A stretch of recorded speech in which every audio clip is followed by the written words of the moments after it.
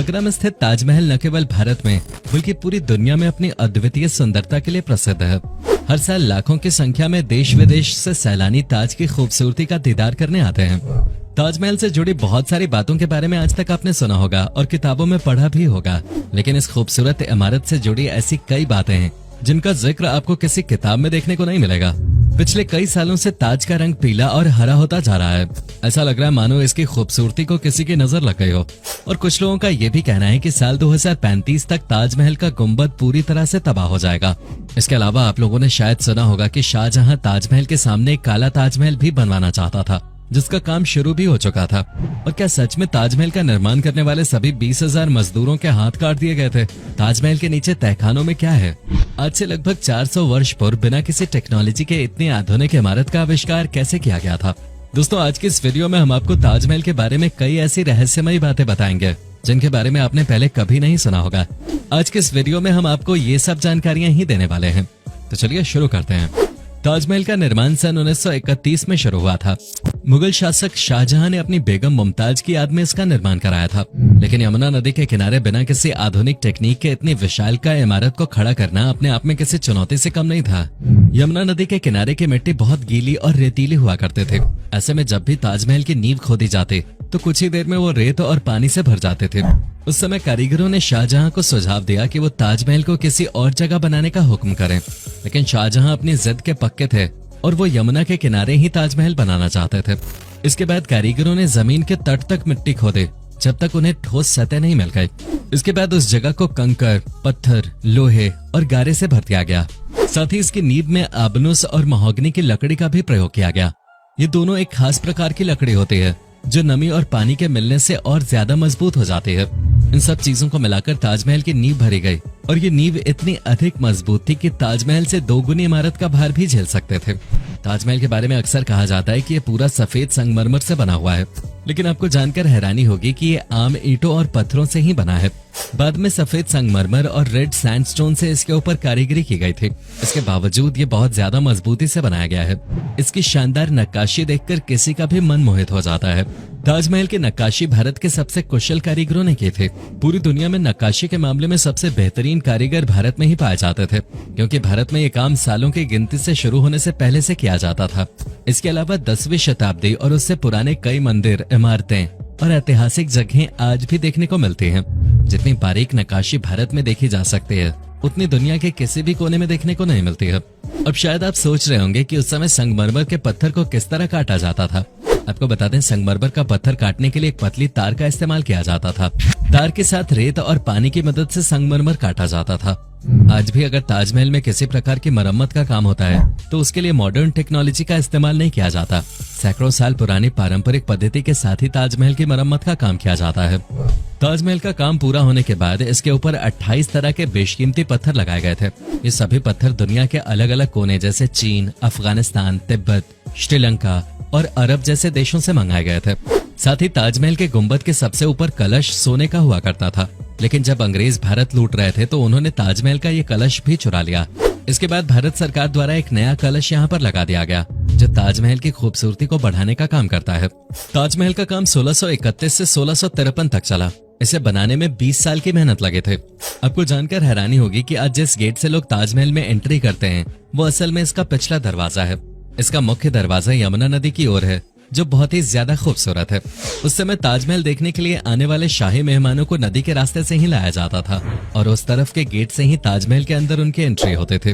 ताजमहल के 4 मुख्य दरवाजे हैं। यमुना नदी की ओर खुलने वाला दरवाजा यानी ईस्टर्न गेट शाही गेट हुआ करता था। वेस्टर्न गेट को आम लोगों के लिए खोला गया था और आम लोग इसी रास्ते के जरिए ताजमहल के अंदर जाते और बाहर आते थे। दक्षिणी दरवाजे का इस्तेमाल ताजमहल में काम करने वाले मजदूर और कारीगर किया करते थे। वहीं चौथा यानी उत्तरी द्वार शाही दरवाजा के नाम से प्रसिद्ध था। ये वही दरवाजा है जिसे आज लोग आने जाने के लिए इस्तेमाल करते हैं। इस दरवाजे के ऊपर 22 गुंबद बने हुए हैं। ये 22 गुंबद देखने में सामान्य लगते हैं और ऐसा लगता है मानो इन्हें केवल खूबसूरती के लिए बनाया गया है, लेकिन ये 22 गुंबद इस बात का प्रमाण है कि ताजमहल को बनाने में 22 सालों का समय लगा था।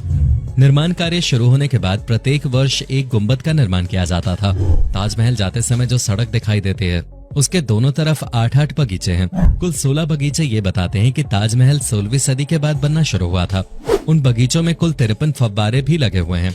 16 बगीचे और 53 फव्वारे मिलकर 1653 की संख्या बनाते हैं और यही वो साल है जब ताजमहल पूरा बनकर तैयार हुआ था। कई इतिहासकारों का कहना है कि ताजमहल का काम पूरा होने के बाद शाहजहां इस सफेद ताजमहल के सामने एक काला ताजमहल बनवाना चाहते थे और उस ताजमहल का काम शुरू भी हो चुका था, लेकिन वो पूरा नहीं हो सका। यमुना नदी के दूसरे किनारे पर शाहजहां इससे भी सुंदर और अधिक भव्य ताजमहल का निर्माण कराने की योजना बना रहे थे, लेकिन उसी दौरान शाहजहां के बेटे औरंगजेब ने अपने पिता को गिरफ्तार करा दिया था। असल में ताजमहल को बनाने में 4 करोड़ रुपए से भी अधिक की लागत आई थी। आज के समय में ये कीमत 57 अरब 60 करोड़ रुपए से भी अधिक है। काले ताजमहल की सच्चाई को जानने के लिए एक अमेरिकन रिसर्चर ने 10 साल तक उस जगह रिसर्च की, लेकिन उन्हें ऐसा कोई सबूत नहीं मिला कि वहां काले ताजमहल का निर्माण कार्य शुरू हो चुका था। हालांकि उनका कहना है कि उस जगह एक मेहताब बाग हुआ करता था जिसे कटवा दिया गया था, लेकिन वो काले ताजमहल के निर्माण के लिए नष्ट किया गया था। इस बारे में कोई सबूत आज तक नहीं मिल पाया है।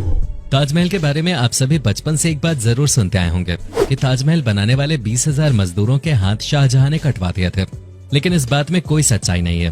अब खुद ही सोचिए कि प्यार की इतनी खूबसूरत निशानी को बनवाने वाला व्यक्ति इतनी क्रूरता का आदेश कैसे दे सकता है। ये बात इसलिए भी झूठी मानी जाती है क्योंकि ताजमहल बनाने वाले कई मजदूरों ने बाद में लाल किला बनाने के दौरान भी काम किया था। अगर उनके हाथ काट दिए गए होते तो ऐसा मुमकिन नहीं हो पाता। असल में शाहजहां ने इस तरह का कोई भी आदेश नहीं दिया था। अब सवाल यह आता है कि इस तरह की अफवाह किसने फैलाई थी।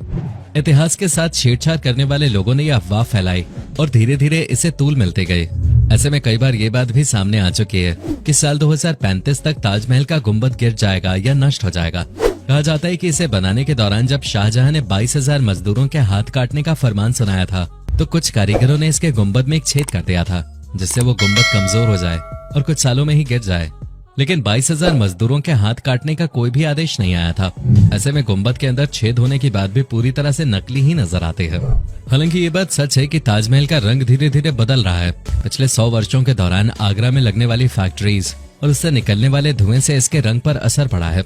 आज ताजमहल में वो चमक नहीं है जो 300-400 साल पहले हुआ करते थे और इसके पूरे कसूरवार हम लोग ही हैं। यमुना नदी आज एक नाले में तब्दील हो गई है। उस नाले के पानी से ताजमहल की नींव कमजोर हो रही है, साथ ही ये नदी सूखती जा रही है। अगर इसी तरह नदी सूखती है तो ताजमहल की नींव में मौजूद लकड़ी कच्ची पड़ जाएगी जिससे नींव धंस सकती है और ताजमहल ढह सकता है। ताजमहल को संरक्षित करने के लिए सरकार द्वारा कई कोशिशें भी की गईं। 1982 में ताज ट्रापेजियम बनाया गया था जो 10,400 वर्ग किलोमीटर के एरिया में फैला था, लेकिन इसका भी ज्यादा असर देखने को नहीं मिला। ताज की सुंदरता बरकरार रखने के लिए आज तक इसमें कोई भी लाइट नहीं लगाई गई है, क्योंकि लाइट लगने के बाद यहाँ मच्छर आने शुरू हो जाएंगे जो सफेद संगमरमर को नुकसान पहुंचा सकते हैं। आज भी ताजमहल के ऊपर से कोई हवाई जहाज नहीं उड़ता क्योंकि उसके धुएं से इसे नुकसान हो सकता है। इसके अलावा भी ताजमहल के बारे में कई ऐसी बातें हैं जिनके बारे में सच कोई नहीं जानता। कुछ लोगों का कहना है कि ताजमहल से पहले यहाँ एक शिव मंदिर हुआ करता था, तो किसी का कहना है कि ताजमहल का निर्माण शाहजहां ने नहीं बल्कि एक हिंदू राजा ने करवाया था। ताजमहल के नीचे कई तहखाने और सुरंग हैं जिनके दरवाजे आज तक कभी नहीं खोले गए हैं। उन दरवाजों के पीछे क्या है इनके बारे में कोई नहीं जानता। कुछ विशेषज्ञों की माने तो इनमें सोना चांदी जेवरात और खजाना भरा हुआ है, तो वहीं कुछ का मानना है कि इनके अंदर हिंदू भगवानों की मूर्तियां स्थापित हैं। सरकार इन दरवाजों को इसलिए नहीं खोलती क्योंकि इनको खोलने से सांप्रदायिक हिंसा भड़क सकती है और शांति भंग हो सकती है। फिलहाल सरकार ताजमहल को संरक्षित करने के लिए आगरा को स्मार्ट सिटी के तौर पर विकसित कर रही है, जिनमें आने वाले सालों में पेट्रोल और डीजल की गाड़ियों पर बैन लगाया जा सकता है। इससे 12,500 टन वजनी गुंबद की रक्षा होगी और ताज की सुंदरता भी बरकरार रहेगी। हालांकि इसमें कई दशकों का समय भी लग सकता है, लेकिन उसकी शुरुआत हमें आज से ही करनी होगी। यूं तो ताजमहल हमेशा से ही भारत की बेशकीमती धरोहर रहा है। ऐसे में आपको जानकर हैरानी जरूर होगी कि ताजमहल 3 बार बिक चुका है। जी हाँ, मशहूर ठग नटवर लाल के बारे में आपने सुना होगा, जिसका असली नाम मिथिलेश श्रीवास्तव था। इन्होंने ताजमहल को 3 बार बेच दिया था। केवल ताजमहल ही नहीं बल्कि लाल किला से लेकर संसद भवन सहित देश के कई अमूल्य धरोहर बेचने के आरोप नटवर लाल पर लगे थे। उनके ऊपर 100 से भी अधिक मुकदमे दर्ज किए गए थे।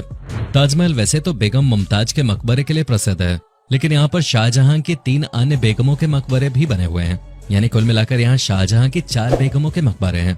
ताज के अंदर मुमताज का मकबरा है, तो वहीं 3 अन्य प्रवेश द्वार के पास भी मकबरे बने हैं, जिनमें अकबराबादी, फतेहपुरी और कंधारी के मकबरे शामिल हैं। शाहजहां की कुल 13 पत्नियां थीं और अन्य पत्नियों के मकबरे भी दिल्ली, आगरा सहित अन्य जगहों पे बने हुए हैं। तो दोस्तों, ये थी विश्व के 7 अजूबों में शुमार प्यार की सबसे खूबसूरत निशानी ताजमहल की कहानी। आपके हिसाब से ताजमहल के तहखानों में क्या है और क्या काले ताजमहल की कहानी सच है इसके अलावा क्या आपको लगता है कि 2035 तक ताज का गुंबद रहेगा या नहीं? इसे लेकर आप अपनी राय हमें कमेंट सेक्शन में जरूर बताएं। और अगर आपके पास भी ऐसी कोई जानकारी है तो उसे हमारे साथ कमेंट सेक्शन में जरूर शेयर करें।